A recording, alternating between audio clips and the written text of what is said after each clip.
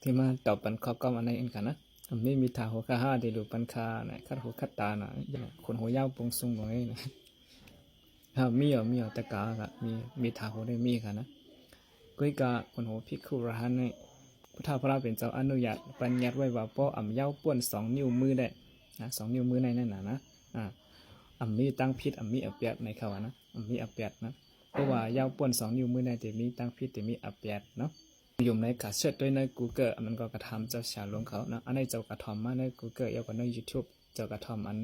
เจ้าชาลงเมืองมันอันเป็นอัพยาลังกาลานั่นนะอันจือเสียงลือหนากับการได้ลองวินนี้สังฆาในนะอันนั้นเจ้ากวันนั้นไว้ยาวกว่าใน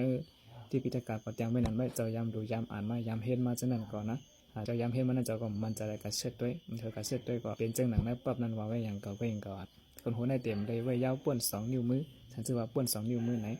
แต่มีตั้งพิษแต่มีอับเปียดแต่อะไรเงี้ยอาปัดนั่นนะอันนั้นก็ปุ่มป้วน2 เดือนไหนยังตื้อไว้อะไรเขาว่านะปุ่มป้วน2 เดือนเนี่ยฉันเจอว่าถึง2 เดือนได้มันไปถึง2 นิ้วมือก็ดิ้นแต่ไรเท้าถึง2 เดือนได้นะนั่นยังเป็นอย่าเป็นนักใจเรื่องคนหัวกันนะ